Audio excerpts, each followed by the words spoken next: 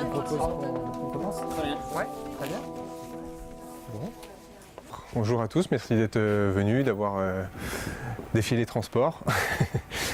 Donc aujourd'hui on va parler, c'était ce qui était en introduction, on va parler de Big Data et entreprise, et notamment des fantasmes et opportunités. L'idée c'est de faire un peu un scope de qu'est-ce que c'est que le Big Data, qu'est-ce qu'on peut en faire et qu'est-ce qu'on ne peut pas forcément en faire, ou quels sont les challenges aussi derrière le traitement de gros volumes de données.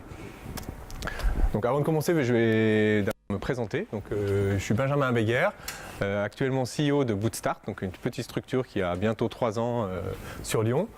On a créé Bootstart, donc moi j'ai un parcours à la base universitaire, donc j'ai fait une thèse en informatique à l'université de Nantes sur tout ce qui est extraction d'informations à partir du web. Donc en gros, prendre des données qui sont issues du web, qui ne sont pas du tout structurées. Donc on va parler de données non structurées et comment est-ce qu'on peut les renormaliser. Donc en utilisant, comme nous en être humain, quand on va sur Amazon, on voit que en fait un prix est un prix, un titre est un prix, un produit est un produit. Une machine ne le voit absolument pas, elle voit des espèces de codes, elle ne sait pas du tout ce que c'est. Donc la problématique là, c'était comment faire pour retraduire, pour que la machine comprenne ces données. Donc ça fait très longtemps que je travaille dans les données, donc ça c'était mon sujet de thèse. Je suis encore resté quelques années dans les laboratoires de recherche, toujours sur des problématiques d'intégration de données. Donc intégration de données, c'est comment on fait communiquer différentes bases de données entre elles, qui ne sont pas forcément structurées de la même façon, comment on fait pour les transformer d'un modèle vers un autre, etc.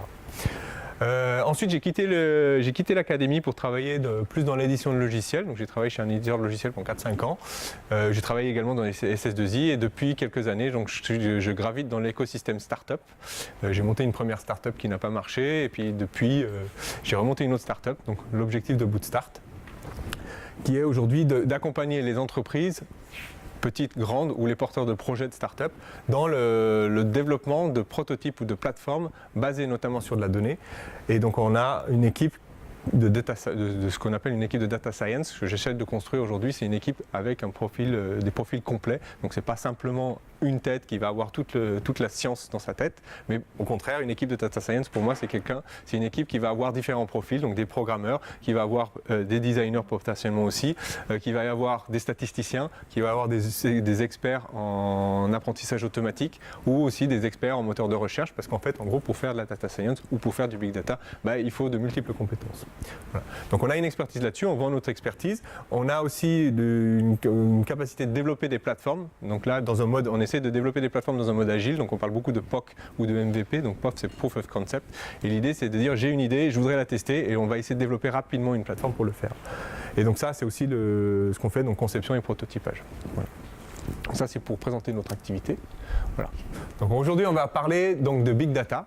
Donc comme on a dit en introduction, pour moi Big Data c'est quand même un buzzword, donc beaucoup de gens en parlent, et qui vient de quoi en fait? Qui vient du fait que depuis plusieurs années, en fait, on a toute la technologie qui s'améliore, on a des disques durs qui ont des capacités qui augmentent. Moi je me souviens que quand j'étais plus jeune, j'ai commencé l'informatique quand j'avais 12 ans, on travaillait avec des disquettes qui avaient quoi, 800 kilooctets, dessus on avait tout un système d'exploitation, on devait mettre la disquette pour démarrer la machine. Aujourd'hui on en est très loin. Voilà, donc on a détaillé des disques durs qui sont de l'ordre chez nous du téraoctet, donc c'était le rêve absolu. Donc voilà, et là-dessus, on collecte des masses et des masses et des masses de données, on verra après. On a la puissance de calcul des machines qui augmente incroyablement également. Et pareil, donc toutes les interactions qu'on fait aujourd'hui avec un smartphone, que ce soit de l'IoT, que ce soit en ligne, génèrent un volume d'informations qui sont aujourd'hui numérisées et qui donc créent un potentiel de choses qu'on peut faire avec. Parce qu'une fois que c'est digitalisé, on peut des traitements informatiques, et derrière ces traitements informatiques peuvent nous faire sortir de la chose. Il y a également pas mal de progrès en intelligence artificielle, notamment en machine learning, donc tout ce qui est apprentissage automatique, qui font que derrière tout ça, il y a plein d'opportunités. D'accord ? Cependant, aujourd'hui, on en est encore très loin de ce qu'on peut voir en science-fiction. On imagine, beaucoup de gens pensent qu'aujourd'hui Google c'est tout de nous, etc. Effectivement, ils ont de la donnée, ils peuvent savoir des choses sur nous, mais pour avoir cette information, il y a un certain travail à effectuer et c'est pas forcément immédiat. C'est pas un seul coup, il dit tiens, bonjour Google, vous devriez regarder ce bus-là, il est en train de faire telle et telle chose. Voilà, c'est pas comme ça que ça marche, c'est à l'inverse. Moi, ce que j'aime bien, j'ai tendance à dire sur toute cette collection d'informations, aujourd'hui, le numérique va nous permettre de plus facilement et plus rapidement répondre à certaines questions. Demain, si on voulait savoir les activités de quelqu'un, on voulait le nuire, on pouvait très bien engager un détective et au bout d'un moment, le détective, il saura faire remonter des choses. Aujourd'hui, maintenant que c'est digitalisé, on a des outils qui vont nous permettre d'aller plus vite. D'accord, mais ne nous permettra pas forcément plus de choses. Voilà. Donc une des grosses problématiques, c'est on a Big Data, donc un des gros sujets, c'est on a du Big Data, donc c'est bien d'avoir plein de données, mais le tout, c'est pas forcément d'avoir tout ce volume de données, mais c'est travailler plutôt sur comment on va transformer tout cet ensemble de données en quelque chose de plus intelligent et qu'on va pouvoir faire et qu'est-ce qu'on va pouvoir en faire et donc d'améliorer la qualité des données à traiter.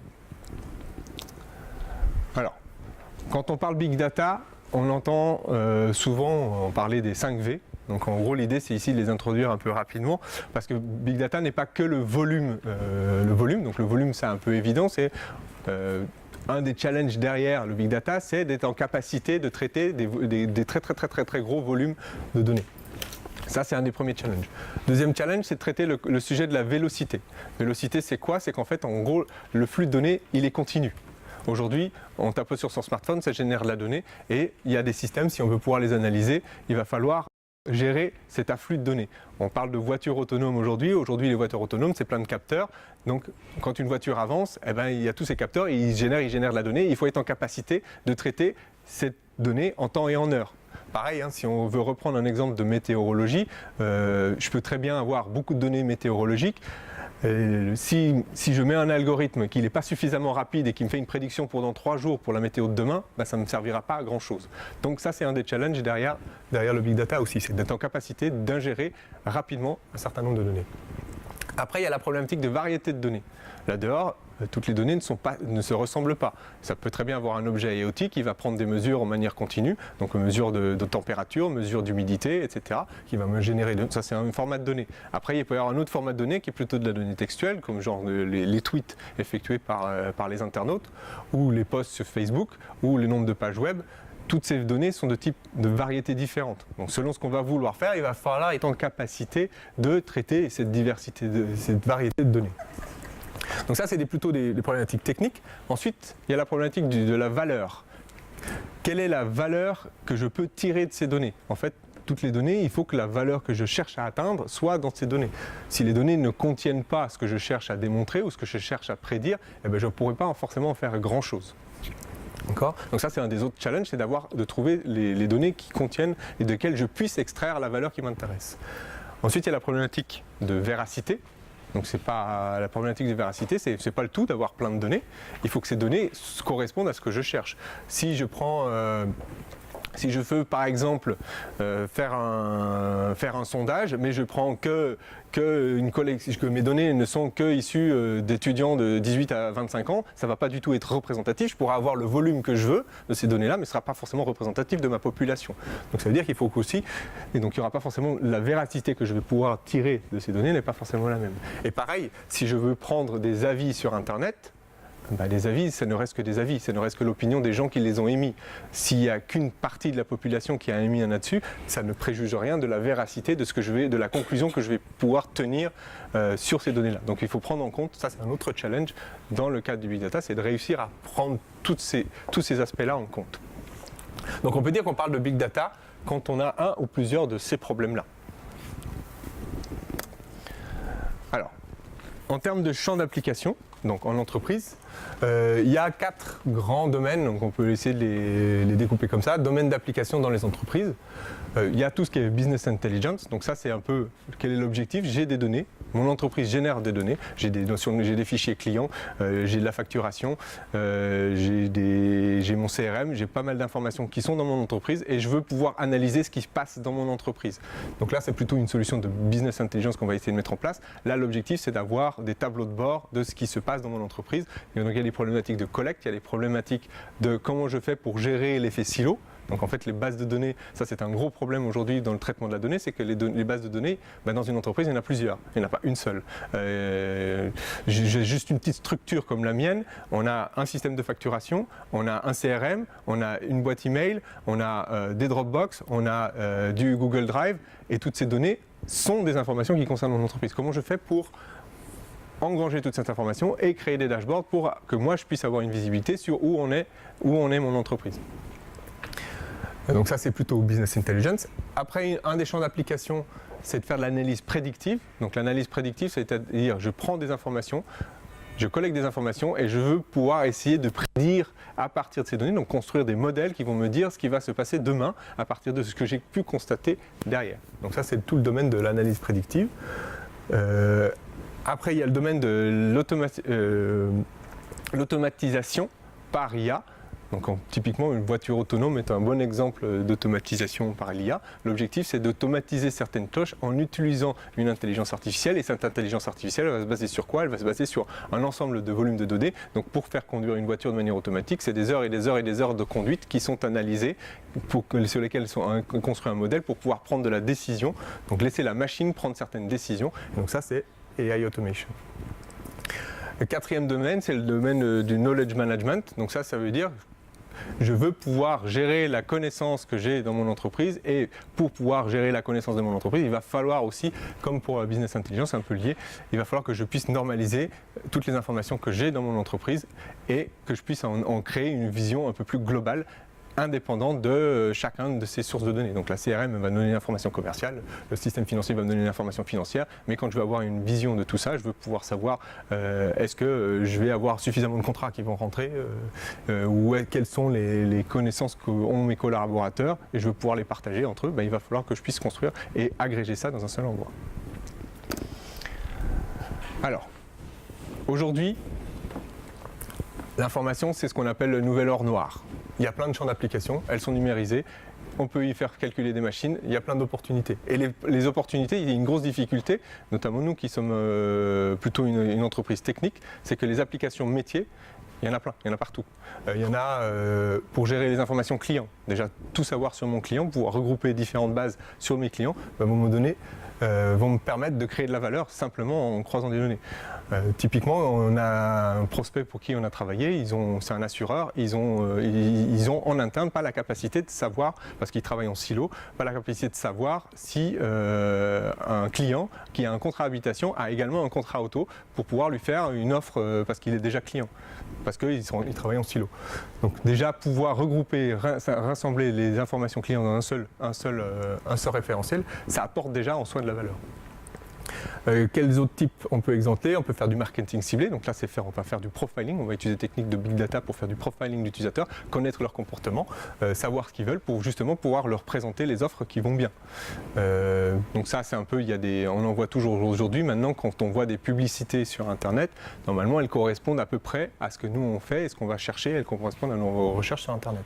Donc ça c'est typiquement issu de ce genre d'analyse. On peut faire aussi des études de marché, on peut essayer de faire de la programmation de publicité, donc ça c'est à l'inverse, un peu lié au marketing ciblé, c'est comment je vais pouvoir analyser ce qu'ont fait mes utilisateurs, analyser les clics qui ont eu lieu sur mes publicités pour essayer d'automatiser et d'optimiser la manière dont je vais faire mes choix de publicité et des affichages. Donc, après, ça peut aussi être pour faire plutôt du stratégique, donc côté business, pouvoir prendre des décisions, donc avoir une meilleure compréhension de ce qui se passe dans mon entreprise. Je peux améliorer mes prises de décision à partir de données objectivées.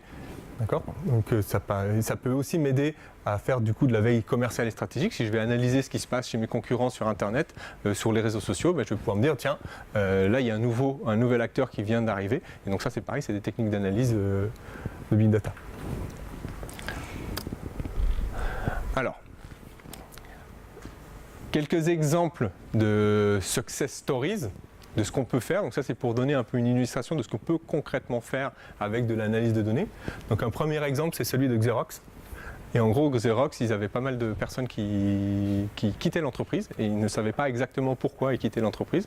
Donc ce qu'ils ont fait, c'est qu'ils ont essayé de créer un modèle d'analyse prédictive de pourquoi les gens partaient et d'essayer en anticipation de détecter de ces signaux pour pouvoir derrière éviter le départ ou les démissions de leurs employés.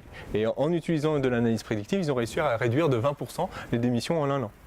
Parce qu'ils ont compris quels étaient les facteurs qui faisaient que les gens démissionnaient ou quels étaient les signaux qu'émettaient leurs employés avant de démissionner. Et du coup, en pouvant les détecter en amont, ils ont pu justement comprendre et puis prendre un processus RH et derrière les conserver.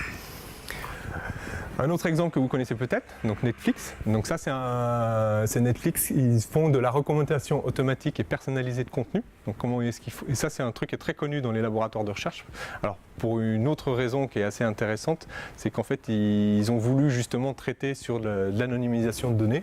Ils ont lancé un challenge parmi les chercheurs pour essayer d'optimiser leur moteur de recommandation. Donc en gros l'idée de recommandation c'est je regarde certains films, je regarde certaines séries, je regarde certaines émissions et en fonction de ce que j'ai regardé, l'objectif de la recommandation c'est de me suggérer des choses que je n'ai pas vues qui pourraient m'intéresser.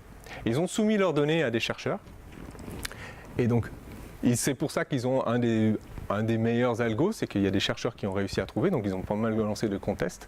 Et là où ils ont été connus dans le monde de la recherche, c'est parce qu'en fait ils avaient anonymisé les données, et en fait il y a des chercheurs qui ont réussi à désanonymiser les données et retrouver qui était derrière les différents films.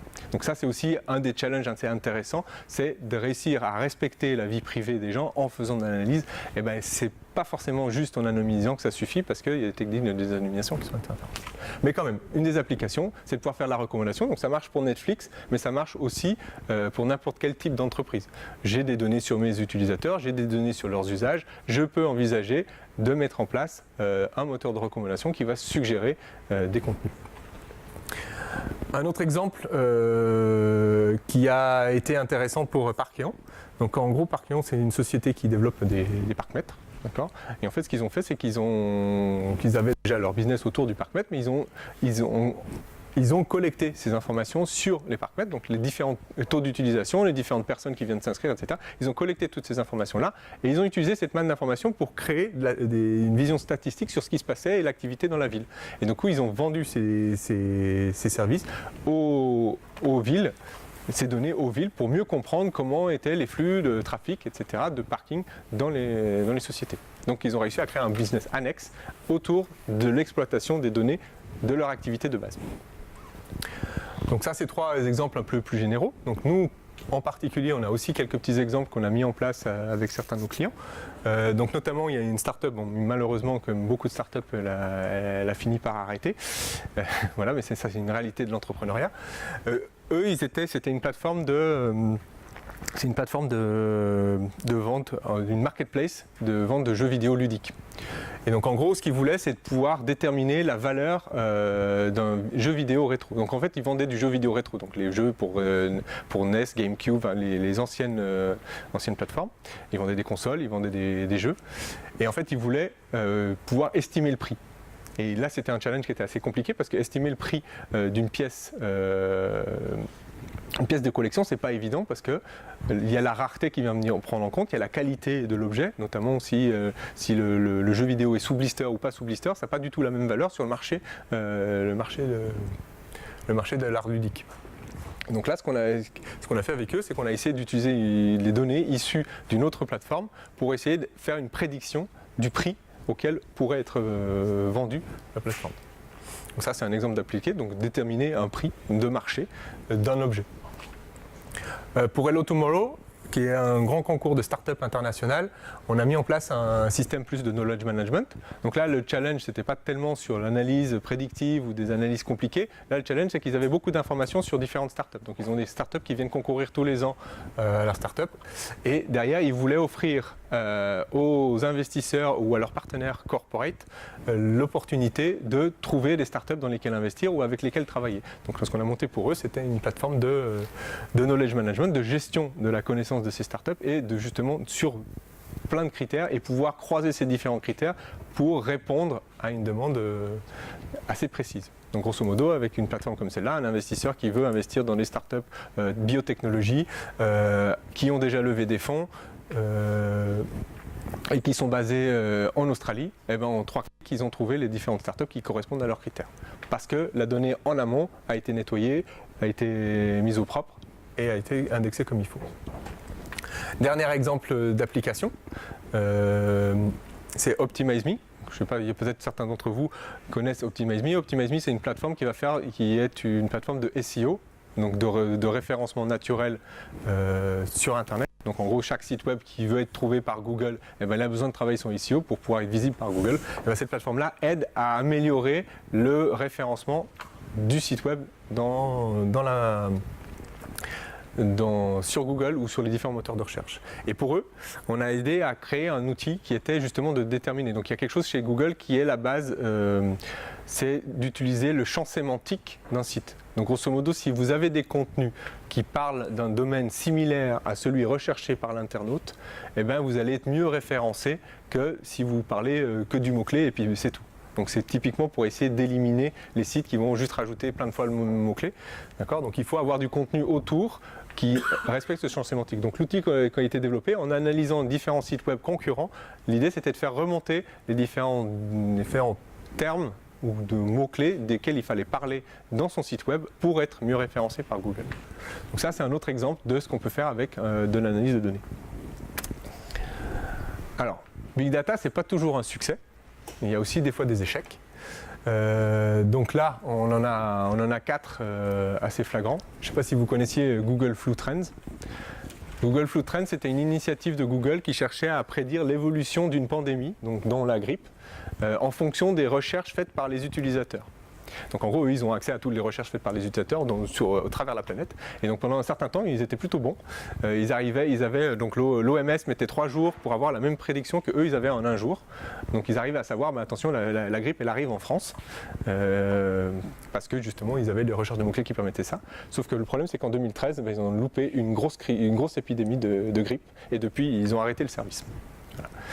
Alors pourquoi? On ne sait pas exactement pourquoi, mais peut-être parce que justement les utilisateurs ont commencé à changer le vocabulaire, que le modèle il a été entraîné sur du vocabulaire passé, et le vocabulaire changeant, le modèle il n'a pas été bon. Donc ça fait partie des challenges de la mise en place de solutions Big Data, il faut avoir les bonnes données au bon moment, au bon endroit.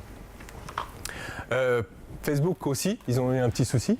Au départ, ils avaient un safety check. Je ne sais pas, vous avez tous connu le safety check quand il y a eu malheureusement les attentats, pour savoir si une personne est pour rassurer ses proches. Et donc ils mettent en place ce système-là quand il y a un attentat. Et au bout d'un moment, il y a eu les pays du tiers-monde qui commençaient à faire remonter que en fait, quand ça se passe à Londres, quand ça se passe à Paris, il y a le safety check, mais quand ça se passe chez nous, il n'y a plus le safety check. Donc pour répondre à ça, ils ont mis en place une IA qui va permettre de détecter automatiquement quand est-ce qu'il faut mettre en place le safety check. Sauf que le problème, c'est que cette IA, elle a mis, au moment donné où il y a eu une manifestation à Charlotte aux États-Unis, le safety check s'est activé alors qu'il n'y avait pas vraiment d'attentat, il n'y avait pas vraiment de raison à ce que ce safety check soit activé. Donc, ça s'appelle un faux positif. Pareil, TAI, l'IA de Microsoft, donc ils ont lancé une IA qui devait apprendre et s'adapter au langage, et ce qui s'est passé, c'est qu'il y a quelques petits malins qui ont commencé à entraîner, qui ont compris comment fonctionnait l'IA qui était derrière, et commencé à l'entraîner, et du coup l'IA s'est mis à proférer des insultes racistes sur Internet, et du coup ils ont dû arrêter le service parce que une IA n'est pas si intelligente que ça, elle n'a pas compris que c'est pas vraiment des propos qu'il faut tenir. Et tout récemment, pareil, donc on parle de voitures autonomes, c'est basé sur des modèles, elle apprend, les machines ne sont pas fiables. On a eu le premier accident mortel d'Uber qui a eu lieu il n'y a pas si longtemps que ça. Voilà. Alors, tout ça pour dire quoi? Donc ça veut dire qu'on peut faire des choses, on peut faire beaucoup de choses intéressantes avec du big data, on ne peut pas tout faire non plus. Il y a une des grosses problématiques, c'est de comprendre que en fait, il faut d'abord traiter ces données en amont. Voilà. Une des statistiques qui dit qu'il y a un data scientist passe 70% de son temps à nettoyer, structurer et voire aussi trouver la donnée. D'accord ? C'est pas le tout de collecter des données. Donc un des gros fantasmes, c'est je vais collecter plein de données, je vais mettre un super algo intelligent et derrière, ça va me sortir plein de trucs magiques. C'est pas comme ça que ça se passe dans la réalité. Dans la réalité, ça veut dire qu'en amont, il faut déjà savoir fixer qu'est-ce que je veux faire avec mes données. Quel est mon objectif? Qu'est-ce que je veux montrer? Qu'est-ce que je veux comprendre? Qu'est-ce que je veux savoir? Et donc pour ça, ça veut dire qu'il faut qu'ensuite, derrière, je collecte les données qui sont utiles et nécessaires pour pouvoir faire ça. Nous, on avait un prospect qui nous avait demandé, voilà, nous, on est dans la logistique, on travaille sur... on a des fournisseurs qui vont faire le transport des marchandises, voilà, et il y a certains fournisseurs, de temps en temps, ils nous plantent. Et on voudrait détecter quelle est la probabilité avec laquelle chacun de ces fournisseurs ont de nous planter ou pas. Les données qu'ils avaient, c'était leurs données à eux. Et leurs données à eux, c'est quoi? C'est les commandes passées, c'est principalement les commandes passées, qui est le dirigeant, etc. La raison pour laquelle un fournisseur va les planter ou pas est plus probablement contenues dans les données du fournisseur lui-même. Est-ce qu'il a eu des grosses commandes? Est-ce qu'il a une absence? Des données que n'avait pas notre client. Donc ça, on peut toujours essayer de vouloir prédire des choses, mais il faut aussi pour ça avoir les bonnes données. Voilà. Donc il faut avoir les bonnes données, donc il faut pouvoir les trouver. Il faut aussi pouvoir les nettoyer. Donc les données là-dehors, il y en a beaucoup, mais des fois elles sont pas très propres, des fois elles sont très peu structurées, et donc il faut réussir à les restructurer. Et donc le gros du travail dans cette problématique-là, c'est de nettoyer les données. Et peut-être pas très bonne nouvelle, c'est que la quantité de données non structurées grandit 15 fois plus vite que celles qui sont déjà structurées. Voilà. Donc ça veut dire que, en gros, les données que la machine ne maîtrise pas forcément, ou avec lesquelles on peut difficilement faire des calculs, elles grandissent plus vite. Donc notamment les tweets, les commentaires, etc. C'est du langage humain. Pour l'instant, la compréhension de la machine du langage humain, on en est encore très loin. On parle juste de la négation, donc on met un tweet, on met un mot négatif dedans, la machine va avoir beaucoup de mal à comprendre que c'est une négation. L'ironie aussi, beaucoup à avoir de mal. Pour l'instant, les machines elles vont interpréter très bêtement ce qui se passe. Donc après, il y a toute cette problématique de structurer les données pour pouvoir les exploiter, et ça c'est un gros challenge. Alors, comment on fait pour avoir des données exploitables? Il y a plusieurs étapes, donc il y a ici quelques analogies. Donc aujourd'hui, ce qu'on fait, c'est que déjà, on va mettre en place ce qu'on appelle un data lake. Donc on va collecter plein de données, on va tout jeter dans un lac. Voilà. Bon, ça c'est un premier travail, donc collecter de la donnée, premier effort. Ensuite, derrière, il va falloir travailler cette donnée, donc la structurer, la normaliser, faire des choses avec, pour pouvoir justement la traiter. Donc ça c'est plutôt l'analogie avec la mine. Derrière, il va falloir mélanger les données, les croiser, les interpréter. Donc ça c'est la fonderie. Ensuite il va falloir collecter toute cette connaissance dans un fort pour qu'on puisse y accéder. Et d'ailleurs on peut aussi les rayonner pour essayer de l'organiser un petit peu pour mieux y accéder. Donc avant d'avoir des données exploitables, il y a quand même certaines étapes et certains efforts à réaliser pour y arriver. Alors pour ça, il y a des outils. Il y en a plutôt plusieurs, il y en a plutôt pas mal. Donc ça c'est un peu le landscape de ce qu'il faut. Donc quand on veut faire du big data, il faut de l'infrastructure. Donc ça veut dire qu'il faut des machines, il faut qui soient capables de faire des calculs, qui peuvent être distribués ou pas. Donc après il y a différentes technologies, on peut faire du SQL qui est la base de données classique, on peut faire du NoSQL, donc là plusieurs bases de données, où là on va peut-être être plus rapide, mais c'est beaucoup plus difficile de faire ce qu'on appelle des jointures, donc faire du croisement de données. Il va y avoir toutes les plateformes d'analytics. Donc là, c'est comment je vais prendre des données et pouvoir les analyser et en sortir des choses intelligentes, donc dont les plateformes de BI, dont les plateformes de Complete, donc dont les plateformes de machine learning. Donc, grosso modo, machine learning, ce qu'on va vouloir faire, c'est j'ai des données, je veux classer ces données, et il va falloir que j'apprenne, que je dise à la machine comment je veux les classer. Cette machine, il va falloir appliquer un algo dessus. Donc là, il y a des technos qui vont permettre de faire ça. Il y a des plateformes de traitement de la langue. Voilà. Et aujourd'hui, en fait, ce qui se passe, c'est que dans le scope, il n'y a pas un outil de big data, il n'y a pas un outil d'IA non plus, il y a plein d'outils. Et un des gros challenges, c'est pour mon problème, quels sont les outils que je vais faire communiquer entre eux. Et que aujourd'hui, l'IA, elle est très loin d'être proche de ce qui se passe en science-fiction. C'est que on va pouvoir répondre à une problématique, et pour répondre à une problématique, c'est probablement plusieurs de ces outils qu'il va falloir combiner entre eux. Voilà. Nous, en particulier, on est pas mal spécialisé dans tout ce qui est search, donc on est un peu tout en bas, là-bas, dans un coin, sur les moteurs de recherche. Voilà. Donc, ça laisse... voilà. Donc, un des gros challenges aussi, c'est quand on veut mettre en place quelque chose, c'est quels sont les outils que je vais vouloir choisir. Alors, avec tout ça, comment passer de tout ce potentiel, de ce que je peux faire, comment je vais essayer de prendre mon problème à moi et de le transformer en un projet réaliste et réalisable. Voilà. Et c'est là-dessus que nous, on vient en tant qu'experts, c'est d'essayer d'accompagner dans ce genre de projet. Premièrement, en fait, un projet Big Data, ça veut dire qu'il faut qu'il y ait un objectif. Qu'est-ce que je veux faire ? Si on ne sait pas ce qu'on veut faire, il n'y aura pas de magie. Il y a beaucoup de gens qui s'attendent à dire on va tout mettre dedans et on verra bien ce que la machine nous sort. C'est pas comme ça que ça marche. C'est pas comme ça que ça marche. Il faut déjà avoir une idée de ce qu'on veut faire dire aux données et de ce qu'on veut savoir prouver, etc. Donc, est-ce que je veux chercher à améliorer mes ventes? Quels sont mes indices sur lesquels je peux travailler? Est-ce que je veux faire de la prédiction de prix?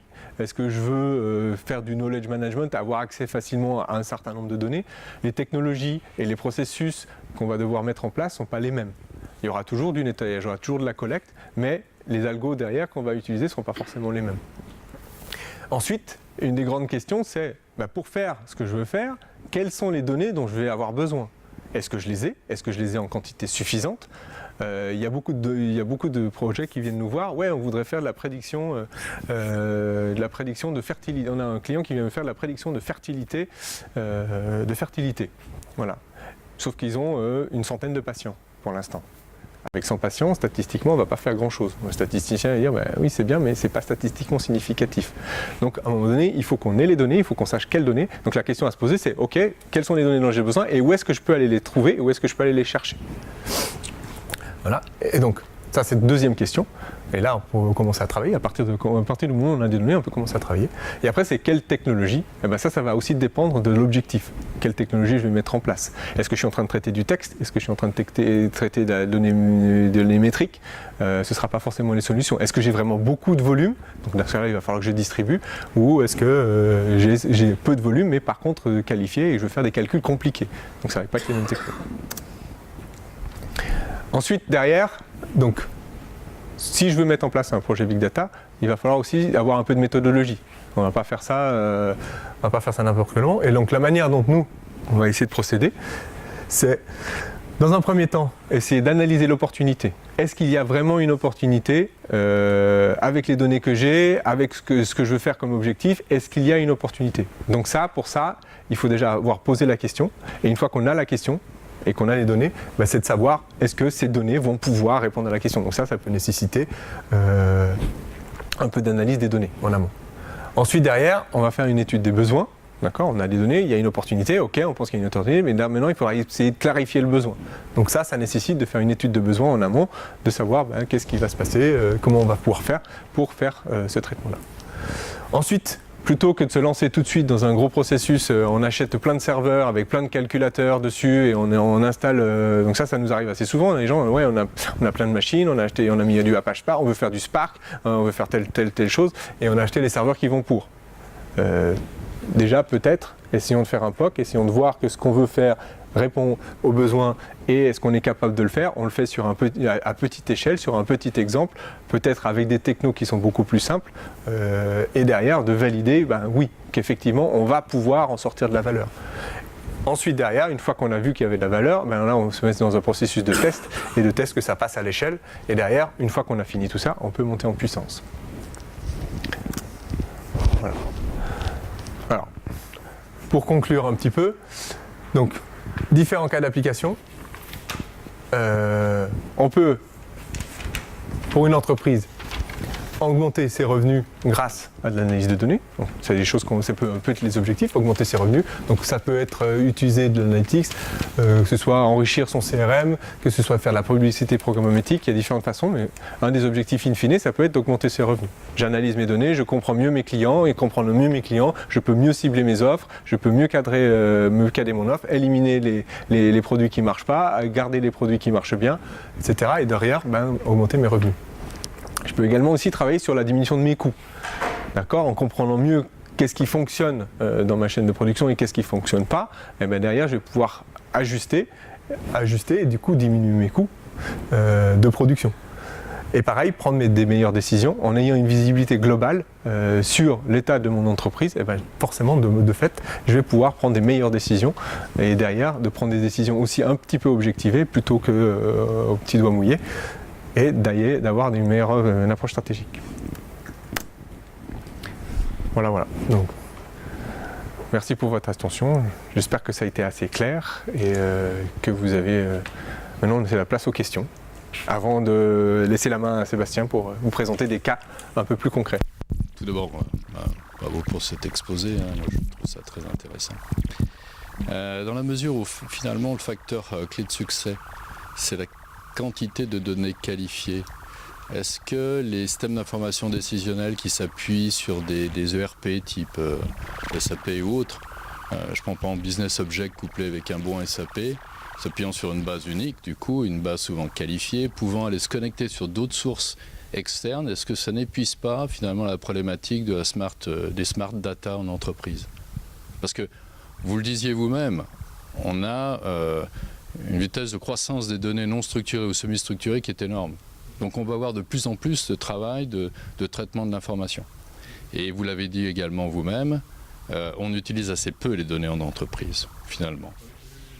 Donc est-ce qu'aujourd'hui, finalement, des solutions déjà internes ne répondent pas à 90% des problématiques d'entreprise? Alors je ne dis pas le reste, hein, je parle du business, du BI là. Alors, qui ont SAP et qui ont SAP, oui, ou SAP ou autre, mais qui l'utilisent comme il faut. Ouais, parce que SAP, c'est quand même une grosse usine et ça contraint beaucoup l'entreprise qui va l'utiliser. Et donc là, en gros, on a un prospect qu'on espère un jour client qui s'est retrouvé dans une boîte qui avait SAP, ils avaient beaucoup de choses qu'ils arrivaient à faire. Il s'est retrouvé dans une nouvelle boîte qui a été notamment celles qui ont grossi par acquisition, donc par croissance externe, où là les systèmes d'information sont très variés, où là il n'y a pas de SAP, et mettre en place un SAP, ça peut être très douloureux. Ben, dans ce cas-là, oui, ça fait sens. Et de toutes ces problématiques-là, elles arrivent quand il s'agit justement de renormaliser les données, croiser les données issues de sources différentes. Et donc là, il y a un très gros travail à faire. SAP, évidemment, si on a tout bien SAP, un bon business object, on aura très facilement les reporting qui vont bien. Voilà. Mais avoir ces mêmes reporting dans un contexte où il y a plus de croissance externe, plus de variété dans les données, bah, ça est beaucoup plus compliqué. J'avais une autre question, puisque dans quelques mois, on a le règlement général sur la protection des données qui arrive et qui va imposer quand même des contraintes très fortes en termes de profilage. Quel impact en fait sur le travail de valorisation de ce big data? Ouais, non, ça va être un très très grand sujet. Bon, il y a plein de choses qui se disent là dehors. Je pense que ce qu'il va falloir faire, c'est déjà, alors, si c'est pour analyser des tendances, il va falloir justement jouer sur tout ce qui est anonymisation des données. Sachant que l'anonymisation des données était un très très gros challenge. J'ai bossé justement sur Big Data et Privacy dans le labo pendant un an, il n'y a pas si longtemps que ça. Et en gros, déjà juste pour identifier une seule personne avec des coordonnées GPS, il suffit 3 coordonnées GPS relativement régulières, on a identifié une personne unique. Alors, je ne pense pas que la loi, le RGPD, elle aille aussi loin. Les attentes de la CNIL et des organismes européens équivalents n'iront pas aussi loin que ça. L'objectif, c'est de permettre de... En fait, je pense que la RGPD, l'objectif, c'est de dire aux utilisateurs quelles données on a sur eux et qu'est-ce qu'on en fait. Et si l'analyse prédictive et les analyses font partie du contrat qu'on a fait avec les utilisateurs en leur disant, ben voilà, on va utiliser vos données pour faire de la recommandation de films, il faudra leur dire. C'est plus une question de transparence. Voilà. C'est juste, c'est plus que de la transparence, c'est un consentement qui est recherché. Oui. Et l'objectif de RGPD, c'est de s'assurer que ce consentement il est bien présent et que les traitements d'informations de données qui sont faits derrière se font avec le consentement éclairé. Oui. Donc mais ça c'est plus en amont de la collecte de la donnée. C'est au moment donné où on va avoir des données sur un utilisateur, il va falloir lui dire quelles sont les données qu'on a et lui dire pourquoi on va l'utiliser. Et si l'analyse derrière en fait partie, il faudra l'éclairer sur on va faire de l'analyse, on va l'utiliser pour faire de la recommandation. Et voilà. Si je peux me permettre, on en reparlera un petit peu. Oui, je crois que... le prochain cas. Merci. Bonjour. Merci pour ce diaporama. Moi, je rencontre pas mal de startups, de créateurs, domaine que vous connaissez bien, et puis qui me disent les données qu'on génère avec nos objets connectés, etc., ont de la valeur. Ces données, on va pouvoir les vendre. Alors ma question, c'est de savoir à qui, combien, enfin, est-ce qu'il y a un marché de la donnée, en quelque sorte, pour un créateur, par exemple, de start-up, d'objets connectés, qui va générer de la donnée? Peut-être, mais peut-être pas, ça dépend de la donnée qui est collectée. Et ça dépend de sa qualité, ça dépend de si ça va dépendre. À qui? Parce que c'est la question. À qui typiquement, là, les données de parc-mètre, elles étaient vendues aux villes parce qu'elles avaient un intérêt à connaître les mouvements de trafic. Voilà, donc la ville avait un intérêt. Il faut qu'il y ait quelqu'un qui a un intérêt. Oui, c'est Voilà. ça. Donc s'il n'y a personne qui a d'intérêt à collecter ces données, les données, oui, c'est très bien. C'était pour répondre un peu aux articles qu'on voit dans la presse, ou les données ont de la valeur, etc. Et Non, ouais. je me disais, est-ce que quelque part, il y a une bourse aujourd'hui? Il y a des bourses. Alors, oui, il y a des services qui se montent pour acheter de la donnée. Il y en a un qui s'appelle, qui est très riche d'ailleurs, notamment il y a pas mal de open data qui commencent à s'ouvrir, des gens qui vendent de l'open data. Et là, oui, il y a des marchés, pour ça. Je connais plus exactement les noms, mais. Je vous propose qu'on poursuive la séance de questions à la fin. Ouais, très bien. Sébastien Thomas et autour d'un verre de fête aussi.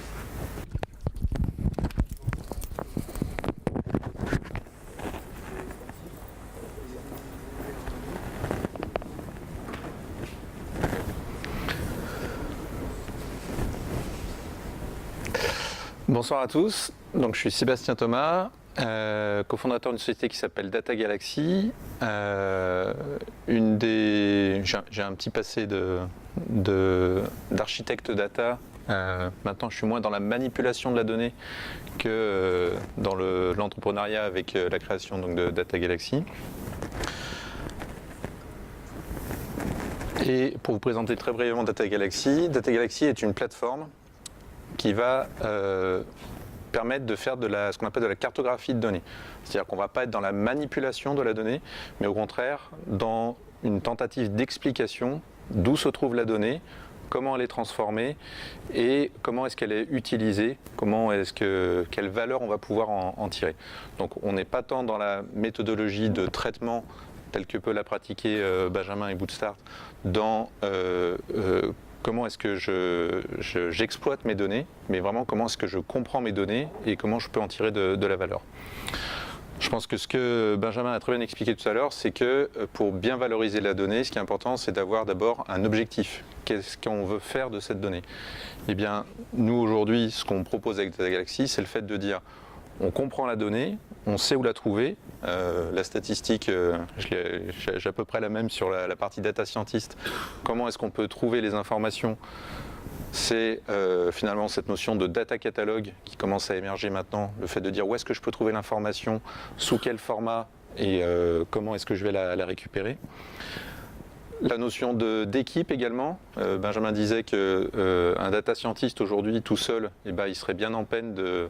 on présente souvent le data scientist comme un super-héros. Non, en fait, le data scientist n'est pas un super-héros, il travaille dans une équipe. C'est important que les gens puissent travailler ensemble. Donc dans Data Galaxy, on propose cette excellence opérationnelle, le fait de pouvoir communiquer en équipe autour de la donnée. Et puis la dernière partie qui est implicite avec la partie cartographie, c'est justement la partie conformité réglementaire dont le RGPD apparemment vous avez l'air de bien connaître, donc on en reparlera un petit peu. Ce que je vais vous présenter ce soir, c'est deux cas d'usage, donc typiquement un cas de profilage et un cas de maintenance, dans lequel on a utilisé des données, un petit peu d'algorithmie, mais surtout, encore une fois, on a vraiment cherché à répondre à une problématique qui doit être clairement identifiée dès le départ. C'est un projet qui a été mené par un cabinet avec qui on est partenaire et qui utilise aujourd'hui Data Galaxy. Le cabinet Bielix, c'est une entreprise qui est spécialisée dans la data performance, donc un petit peu un confrère de Bootstart. Et c'était un projet qui a été fait pour les bailleurs sociaux. Je ne sais pas si vous avez suivi l'actualité, notamment l'année dernière, avec la problématique de la baisse des APL. Il a été demandé aux bailleurs sociaux de faire un effort en termes de prix et donc d'augmenter forcément leur rentabilité, en tout cas de conserver un niveau de rentabilité équivalent en faisant bénéficier leurs locataires d'une baisse de prix des loyers. Or, les bailleurs sociaux, anciennement HLM, ils ont une problématique qui est très forte, c'est qu'ils ont pour locataires des personnes qui ne sont pas fortunées et qui n'arrivent pas toujours à régler leur loyer. Donc l'objectif du projet, clairement, c'était de dire comment est-ce que je peux faire en sorte d'éviter de mettre mes locataires en situation d'impayé, qui s'accompagnent ensuite par des procédures de contentieux qui peuvent être longues, qui souvent n'aboutissent pas d'ailleurs. Donc c'est anticiper, comment est-ce que je peux anticiper quand mes locataires vont être en impayé. L'objectif étant donc clairement défini,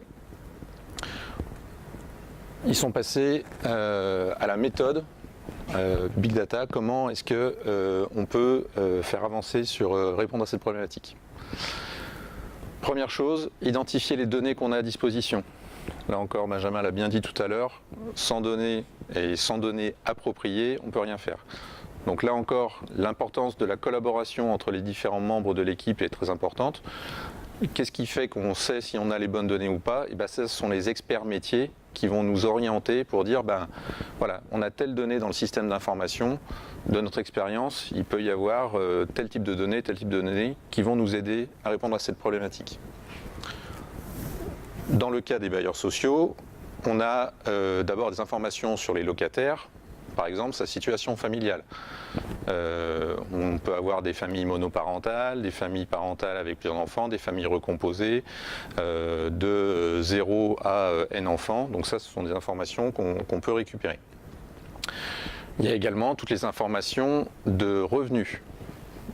Si j'ai des personnes retraitées, on va avoir des retraites, on peut avoir des subventions pour des personnes handicapées, on peut avoir des revenus, évidemment des salaires, on peut avoir des traitements, voilà. On peut avoir tout un tas d'informations qu'on connaît, puisque en plus ces informations sont nécessaires par rapport à l'attribution des APL.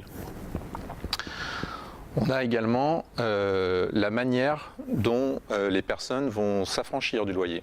Donc il y a une partie qui est souvent prise en charge par les APL justement. Ensuite on peut dire soit mon loyer je le règle par prélèvement, je le règle par chèque.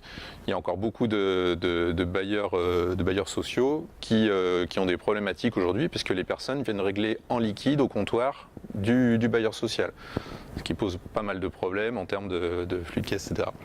Mais en tout cas, tout ça pour dire, il peut y avoir plein de modes de règlement différents qu'on va prendre en compte dans cette anticipation des impayés. Il n'y a pas que la partie locataire qui est importante, il y a aussi toute la partie patrimoine immobilier. Quel est le type de logement que je loue à la personne? Est-ce que c'est un T1, un T3, un T4? Et on voit déjà que, en tout cas on peut imaginer que des personnes qui sont dans un T2 mais qui sont à 5 dedans, voilà, on peut imaginer qu'en croisant ces informations-là, ça va peut-être nous faire ressortir d'autres informations pertinentes. Le montant du loyer évidemment fait partie des éléments importants. Et également, quel est le type de logement? C'est-à-dire qu'on peut imaginer que quelqu'un qui vit dans un logement limite insalubre ne va pas forcément avoir très envie de payer son loyer si par ailleurs il est obligé d'utiliser son argent pour faire d'autres choses. Et de manière un peu plus générale, également le quartier. Est-ce que si jamais il se passe des éléments d'insécurité à un certain endroit, là où je réside, voilà, potentiellement il va y avoir une baisse de la motivation, on va dire, pour payer. Et autre fait très important par rapport à tout ça, c'est que ces données-là ne sont pas statiques. En fait, là où on va pouvoir tirer des informations, c'est aussi dans les changements. Par exemple, et ça c'est vrai, par exemple, j'avais travaillé il y a déjà quelques années pour une banque qui se posait les questions pareil en termes de changement.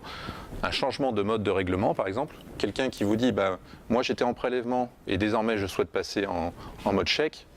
Voilà, on peut se dire à quelle fin? Est-ce que c'est parce qu'il anticipe une baisse de ses revenus, etc. Donc toutes ces informations-là sont à prendre en compte de manière complètement dynamique dans l'acquisition des données. La deuxième partie, à partir de ces données-là, va consister à réaliser un modèle. Pascal le disait en introduction, je ne suis pas forcément un grand statisticien, donc je ne serai pas capable de vous expliquer toute la conception qui a été faite autour de ce modèle-là. Ce qui est important en tout cas, c'est de dire qu'on n'est pas dans une logique qui est au départ très déterministe. C'est-à-dire qu'il va falloir beaucoup essayer, il va falloir beaucoup se tromper, et il va falloir tester sur beaucoup de jeux de données. C'est-à-dire qu'un modèle, c'est pas une solution en soi qu'on met comme ça. Encore une fois, c'est pas le mythe du data scientist qui arrive, hop, j'ai ma solution, vous l'implémentez, c'est terminé. Non, en fait, on fait un modèle, on l'entraîne. Premier jeu de données, les résultats sont pas très satisfaisants. On tourne un petit tour de vis sur le modèle, on fait un deuxième jeu de données, ah les résultats sont un peu meilleurs, etc.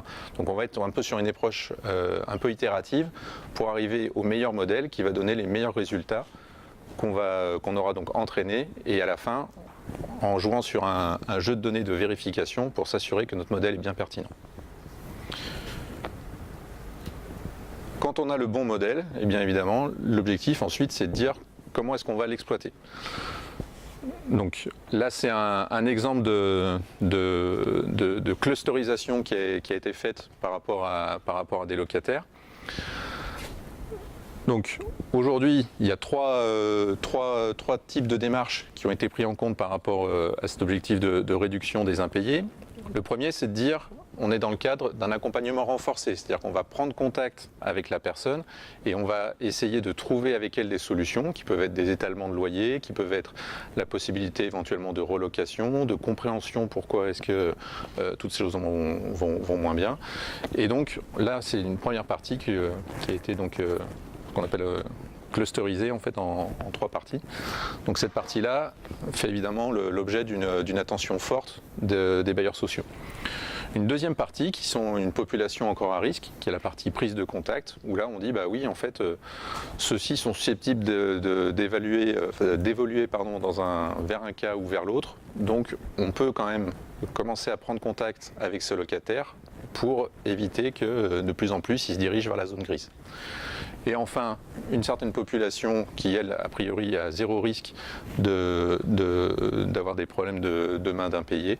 Donc cette partie-là, évidemment, on ne fait rien et on n'aura pas d'action spécifique sur cette population.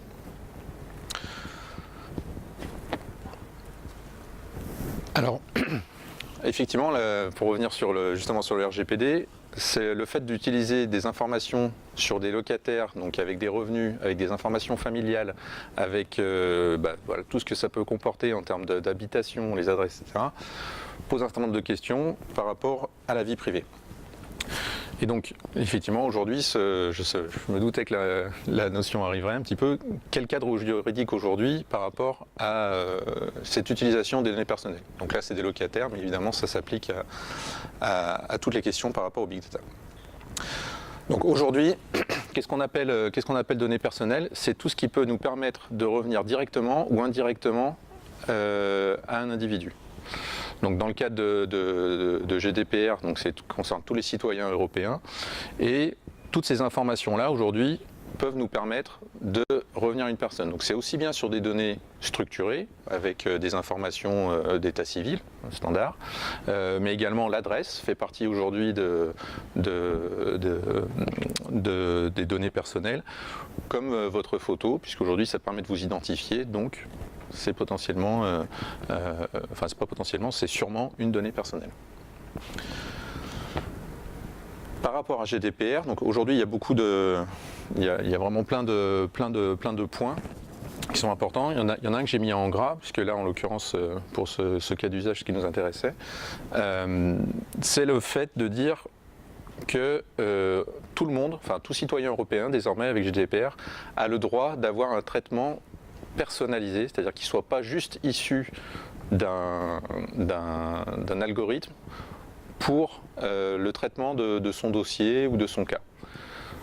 Par exemple, là dans le cas qui a été, le projet qui a été mené par mes collègues de Bialix, la solution n'est en aucun cas le fait de dire cette personne-là est à risque, donc on ne la prend pas comme locataire, ou on va la mettre dehors très rapidement, parce que non.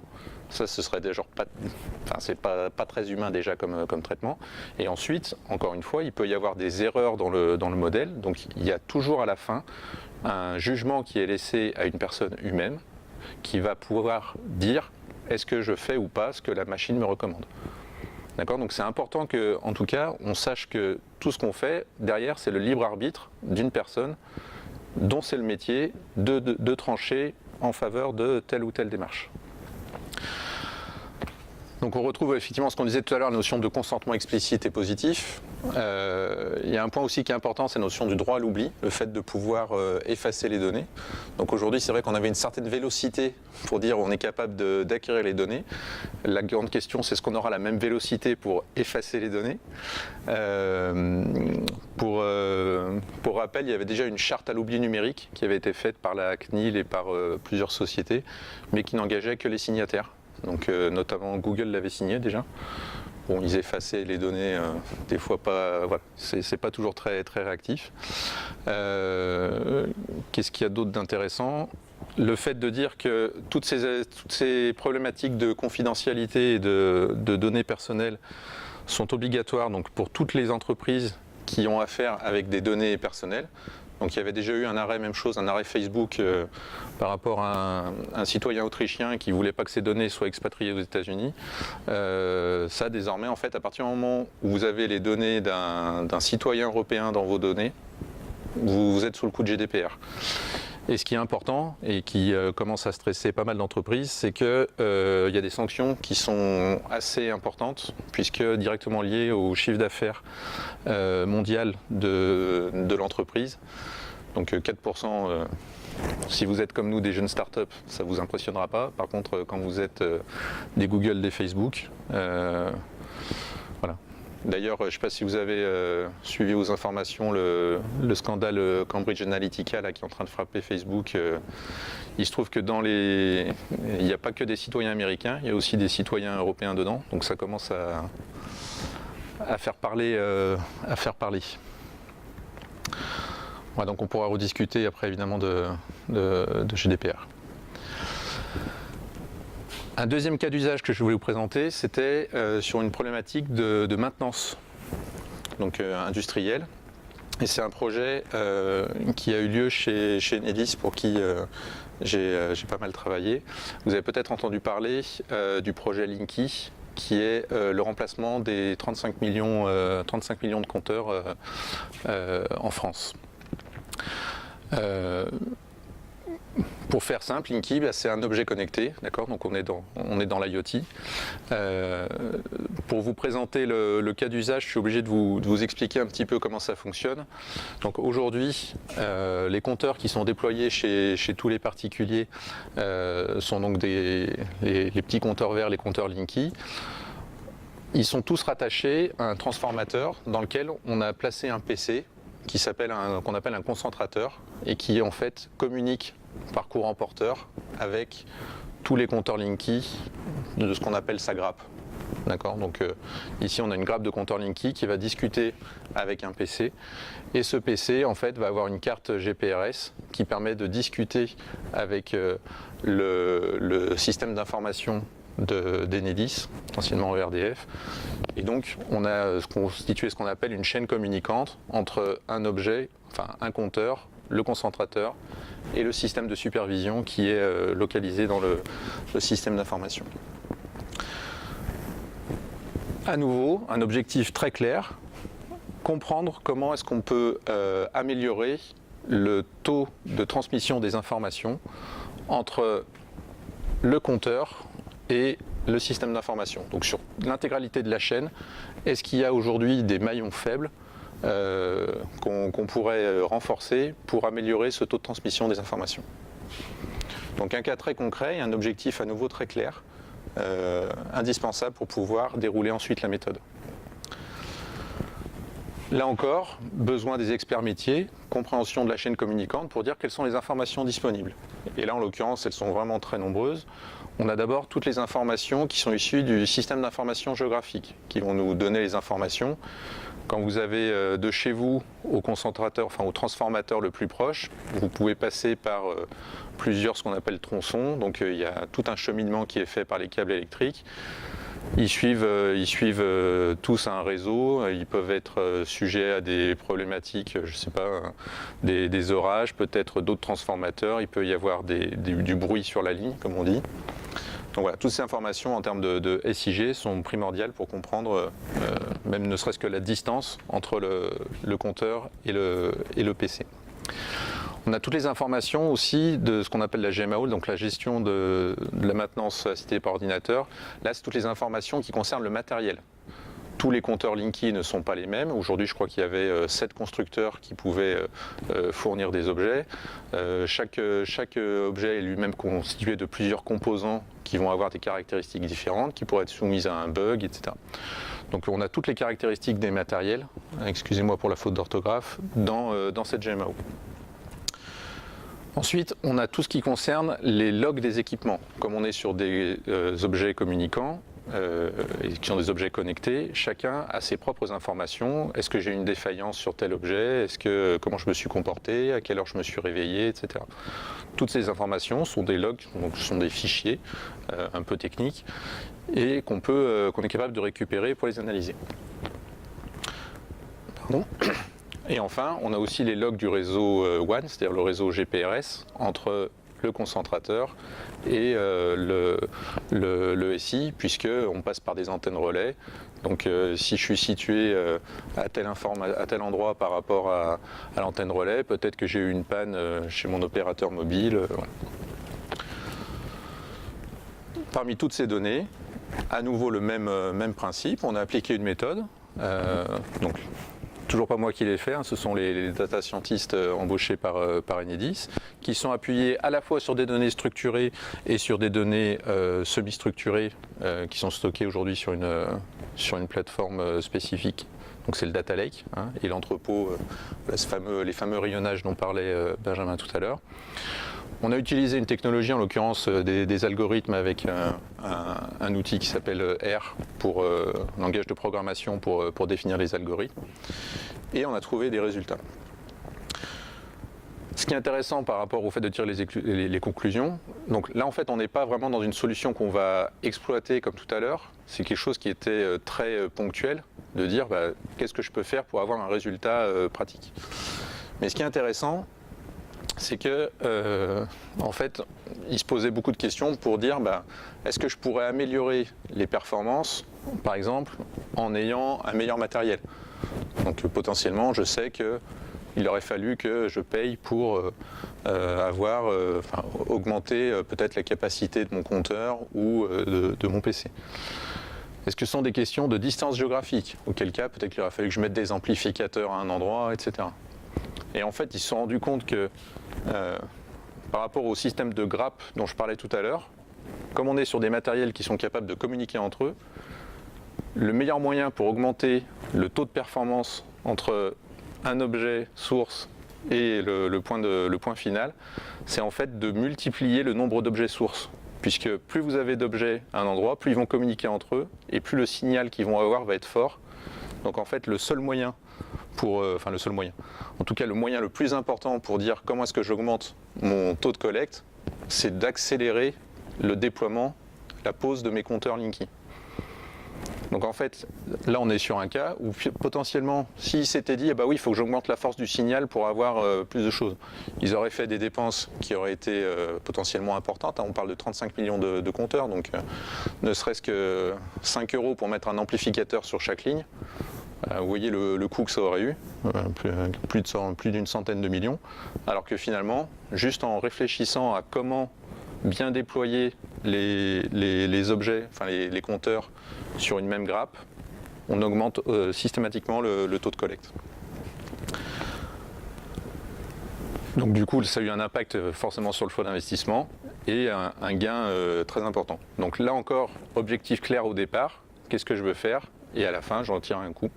C'est exactement, là on est encore finalement dans les deux cas d'usage. D'un côté, tout à l'heure avec les impayés, comment est-ce que je limite mes coûts? Et là, comment est-ce que j'augmente ma performance? Donc comment est-ce que je peux améliorer ça? Du coup, un autre questionnement qui vient par rapport à cette partie-là, c'est plus comment est-ce que je peux gérer aujourd'hui la variété des sources. Donc on disait que on a plusieurs types de sources, que ce soit des sources qui ont des informations différentes, mais aussi qui ont des formats différents. Donc aujourd'hui, la question de base de données, fichiers JSON, etc. Et l'autre question qu'on aurait pu se poser aussi, c'est Donc tout ça va engendrer des problématiques pour croiser les données. Comment est-ce que je fais pour croiser, par exemple, est-ce que je sais si je suis capable de relier l'emplacement où se trouve mon compteur avec le numéro de série qui va du coup me permettre de croiser les informations entre les caractéristiques et la distance entre différents objets. Donc toutes ces questions-là aujourd'hui posent beaucoup de problèmes en termes d'incompréhension, beaucoup de problèmes de compréhension de la donnée et savoir comment est-ce qu'elle est stockée, comment est-ce que je peux les croiser. Donc ça c'est le chiffre dont parlait Benjamin tout à l'heure, le fait de dire que on passe beaucoup de temps à savoir comment chercher les données et comment les croiser. Et il y a un terme aussi dont on commence à parler, c'est la notion de dark data. C'est-à-dire qu'aujourd'hui, il y avait une étude, je crois que c'est Veritas l'année dernière, qui disait que si on considère le patrimoine des données de l'entreprise, on va avoir donc, beaucoup de données, incluant les données non structurées, hein, c'est-à-dire tous les documents, les PDF, les mails, etc. Sur ce patrimoine de l'entreprise, vous avez à peu près 40% de données, vous ne savez même pas qu'elles sont présentes dans l'entreprise. Donc c'est là en fait qu'il y a un gisement de valeur, après encore faut-il savoir l'exploiter, mais en tout cas c'est là qu'il y a un gisement de valeur qui a moyen de creuser. Et donc le questionnement aujourd'hui, c'est de dire comment est-ce qu'on peut mettre en place des notions de data catalogue, donc ça commence à arriver ça. Et un data catalogue aujourd'hui va consister à aller chercher toutes les informations justement disponibles dans l'entreprise. Comment est-ce que je vais recenser ces informations? Comment est-ce que je vais les présenter? Donc l'objectif évidemment c'est ensuite de pouvoir donner un sens précis à cette donnée-là, pour finalement pouvoir expliquer comment je vais croiser mes différentes sources afin d'en tirer de la valeur. Donc là aujourd'hui sur ce cas d'usage-là, il y a vraiment un gros travail qui avait été fait pour croiser les données des différentes sources et pouvoir comprendre comment arriver à ce résultat-là, où finalement on a pu s'assurer que en croisant toutes ces données, la solution en fait était encore une raison annexe qui était cette fameuse histoire de déploiement. Voilà pour les cas d'usage. Je ne sais pas si vous avez des questions. Je n'ai pas fait attention à l'heure, j'espère que je n'ai pas trop débordé.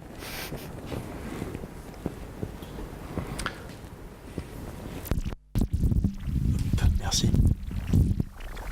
Je ne sais pas si vous pouvez avec le RGPD, s'il vous plaît. Ouais. Par rapport à ce qui était écrit en gras sur la non-automatisation, je crois, des traitements de données, c'est ça? Voilà. Et c'est vrai que dans la pratique, moi j'ai eu il y a fort longtemps à faire un stage chez un organisme de crédit à la consommation et il n'y avait pas beaucoup d'humains dans la décision qui était prise lors de l'accord d'un crédit. Enfin, c'était du scoring derrière et je pense que c'était appliqué par la personne en agence sans... Et je pense pas que ça ait changé aujourd'hui et du coup je pense qu'entre la loi et la réalité, l'application, dans beaucoup de cas, ça doit pas fonctionner de cette façon-là. Merci. Cette année. Donc si c'était fait jusque-là, malheureusement, je suis pas sûr qu'ils étaient jusque-là hors la loi. Ça va être toute la question en fait quand on parle de... Il y a beaucoup de personnes en ce moment qui disent RGPD, ça peut être aussi une super opportunité. Je pense qu'en tout cas, ça peut être une très bonne occasion de se poser la question, est-ce que je fais un travail qui est intéressant et est-ce que je le fais humainement? Quand je dis humainement, en fait, c'est justement en se fiant sur autre chose que des traitements automatisés. Après, en fait, malheureusement, je pense qu'il y aura toujours des personnes pour dire regardez, oui, c'est bien une personne qui traite votre dossier. C'est-à-dire que la personne, en fait, elle aura le résultat du scoring. Nous vous recommandons de refuser ce dossier. Vous êtes d'accord? Et la personne, en fait, potentiellement, elle passera sa journée à cliquer sur oui, je suis d'accord, oui, je suis d'accord, oui, je suis d'accord. On dira, regardez, c'est bien un humain qui a pris la décision. Ça, malheureusement, on ne peut pas arriver à un certain stade. Je pense qu'on ne pourra pas forcer les entreprises qui le souhaitent. Ça va être un nouveau travail à la chaîne, en fait. Oui, je me suis assuré du consentement, oui, j'ai validé. Voilà, donc ça va être juste un travail hyper pénible. Après, en tout cas, je pense que ce qui est important, c'est que aujourd'hui, c'est quelque chose qui n'était pas couvert par la loi. Donc c'est la bonne opportunité pour se questionner sur est-ce que c'est pertinent. Moi je le vis ça, cette question du dossier, on le vit en tant que start-up, puisqu'évidemment on est basé sur des financements, on a besoin au départ pour se financer d'aides publiques, et ben on est content quand même de dire regardez mon dossier, sur les chiffres aujourd'hui, on ne peut pas dire que ce soit super, on perd de l'argent. Par contre, c'est là où on fait appel au jugement humain de la personne. Jugez notre idée, est-ce que vous ne pensez pas qu'elle a un potentiel? Parce que la machine, ça par contre, elle ne le voit pas. Donc c'est expliquer à tout le monde qu'il y a le scoring, qui est une chose, mais qui est aujourd'hui basé certes sur des faits concrets, mais qui par contre ne prend pas tout ce qui est justement de l'ordre du flou, du diffus. Et là, c'est vraiment à la personne humaine de se poser à chaque fois la question, est-ce que tout ce qui est autour et qui peut former une présomption de faux positifs ou de faux négatifs sur l'algorithme va faire en sorte qu'on prend la bonne décision à l'arrivée. Mais c'est vrai qu'on certains défauts pas faciles à gommer dans les entreprises, je pense. Merci. J'aimerais vous poser une question en fait sur comment on peut mettre la data au service de la ville durable, d'une ville plutôt solidaire, parce qu'aujourd'hui on voit que la ville intelligente, elle est co-construite avec des projets plutôt comme vous l'avez présenté Enedis avec le compteur. En fin de compte, on parle d'intelligence, un compteur intelligent, mais on voit pas, c'est plutôt, il y a un côté très économique dans le projet, mais en fin de compte, il ne sert pas vraiment Merci. Alors après, je connais pas tous les chiffres de Linky et je suis malheureusement pas encore un expert en Smart Cities. Ce qui est sûr, c'est que aujourd'hui, je pense qu'il y a vraiment beaucoup à gagner avec le traitement des données. C'est-à-dire que le potentiel que représentent les données pour les Smart Cities, c'est par exemple, donc imaginez en termes de, déjà pour tout ce qui concerne les compteurs, tout ce qui est consommation d'électricité. Aujourd'hui, on peut le voir soit comme une menace par rapport à notre vie personnelle, par exemple, si on prend le cas de GDPR, le fait de dire « Ah bah oui, on veut analyser mes données, c'est pour savoir si j'ai pas besoin demain de changer mon grille-pain et que du coup on me propose un grille-pain parce que j'ai vu que dans mon compteur, j'avais un truc qui était sans place. » Là, effectivement, on peut se poser des questions. En revanche, tout ce qui est Smart City, c'est aussi la gestion des équilibres électriques. Notamment, voilà, on a connu une période de grand froid. Est-ce qu'il n'y a pas des choses à imaginer pour dire, en termes de... un des avantages de Linky, par exemple, c'est le fait de dire que les réseaux, en fait, sont capables de se réparer eux-mêmes. Et ça, en fait, c'est lié au fait de savoir quels sont les compteurs qui communiquent avec justement ce fameux concentrateur pour identifier et localiser les problèmes qu'on peut avoir sur le réseau. Éventuellement, préparer à distance le fait de dire que les utilisateurs vont être coupés moins longtemps de leur électricité, puisqu'on va mettre comme un interrupteur pour dire plutôt que de passer par ce chemin-là, je vais passer par tel autre. Donc on voit aussi qu'il peut y avoir des avantages en termes d'utilisation. Côté Smart Cities, par exemple, toutes les données, aujourd'hui, toutes les données de circulation. Demain, tout le monde dit avec les voitures autonomes, on fait en sorte que les personnes s'arrêtent vraiment au feu rouge pour laisser la circulation et ne viennent pas bloquer le carrefour. Enfin, je ne sais pas si vous êtes véhiculé ou pas, mais aujourd'hui, en termes de... ça serait un gain pour le coup écologique, parce qu'aujourd'hui, toutes les voitures qui circulent, voilà, ça produit quand même beaucoup. Voilà, des systèmes de désengorgement, de fluidification du réseau, de fluidification et de meilleure utilisation des énergies pour éviter le gaspillage, etc. Voilà, je pense qu'il y a vraiment plein de choses à faire. Mais là, c'est vraiment un sujet particulier. Et la question qui se pose encore, c'est de dire comment est-ce qu'on peut faire en sorte de se poser la bonne question. Donc là, il faudrait être expert métier en Smart Cities pour dire les données vont me permettre de répondre à des questions. C'est quoi la bonne question ? Pour répondre là-dessus, pour répondre comme Smart City, il a parlé d'un exemple qui a été validé par il parlait de l'ETHZ de Zurich, qui a fait une étude justement sur le contrôle des feux de feux de route. Et ils ont réussi à diminuer de 30% ils ont réussi à fluidifier le trafic de 30% et diminuer aussi pareil la pollution en laissant un système automatique gérer les feux tricolores. Voilà. Donc c'est des genres de choses qu'on peut faire.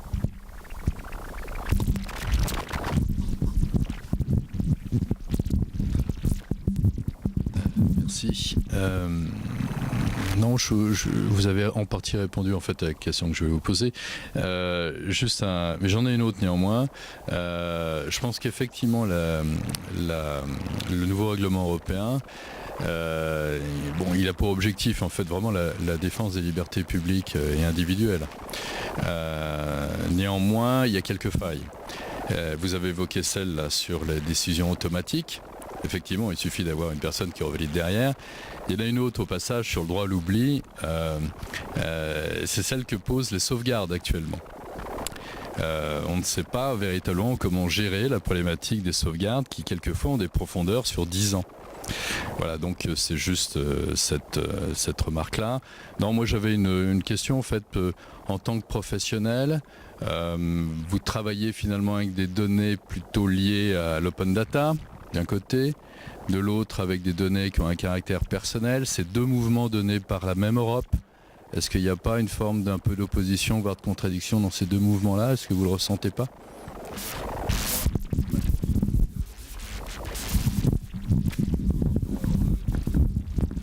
Une question pour Benjamin.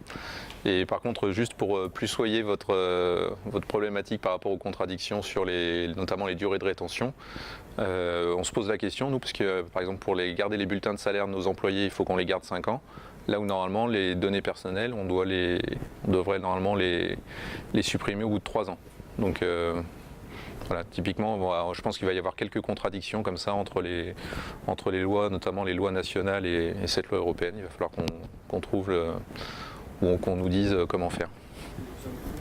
Est-ce que du coup les entreprises sont sensibles elles-mêmes au fait de rendre leurs données aux utilisateurs, peut-être pour qu'eux-mêmes reviennent vers eux avec des services à leur donner? C'est en fait ce qui est sûr aujourd'hui, c'est que je pense 80% des entreprises ne sont pas prêtes au RGPD. Il y a les statistiques aujourd'hui, enfin tous les sondages qui ont été faits montrent que les entreprises, ce qu'il faut imaginer, c'est que le système d'information d'une entreprise aujourd'hui, c'est un plat de spaghettis et vous avez entre les fichiers Excel qui sont gérés, transmis par la compta pour faire un tableau de bord, tous les flux même gérés par le SI.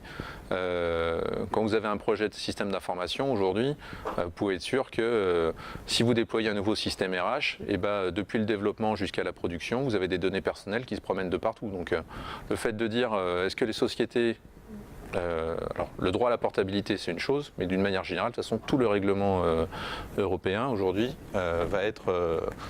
les sociétés ne sont pas du tout prêtes. Après, il y a, selon les sociétés, il y a aussi deux approches qui sont juste liées à la société en elle-même. C'est est-ce qu'elles ont envie d'aller vers cette partie-là, ou est-ce qu'au contraire, elles se disent... Voilà, elles voient plutôt ça comme une menace en disant on va me déposséder d'un certain nombre de données. C'est le principe de ce qu'on appelle l'attribution. En fait, c'est à partir du moment où les données m'appartiennent, j'ai l'impression que, à partir du moment où je les ai stockées, j'ai l'impression qu'elles sont à moi. Non, en fait, le RGPD, c'est en ça qu'il signe un vrai coup d'arrêt. S'il dit maintenant les données des citoyens européens appartiennent aux citoyens européens. Vous avez pu les collecter, vous avez pu faire tout ce que vous voulez. S'ils vous les demandent, vous devez les rendre. Et vous devez effacer tout ce que vous avez. Après, est-ce que les sociétés vont se plier à ça facilement ou pas? Voilà, je pense que ça va vraiment dépendre de l'éthique des sociétés, quoi. Après, avec la problématique de la portabilité, c'est un sujet qui... Ça veut déjà dire qu'il faut se mettre d'accord sur un format. Quand on voit déjà, quand il y a un intérêt à avoir des formats standardisés, déjà maintenant, pour les intérêts, c'est plutôt la bataille à l'inverse, chacun définit son format dans son coin et dit oui, ce soit là, cette format. Pour avoir de la portabilité, il faut que les formats soient standardisés, qui standardisent, qui formalisent. Quand on voit le temps que ça a mis pour que juste les navigateurs internet se mettent d'accord sur l'interprétation du HTML pour que les pages web soient rendues de la même façon, mais encore c'est pas clair sur chacun des navigateurs. Je pense qu'il y a peu de chaînes. propose qu'on poursuive les discussions autour d'un verre. Merci pour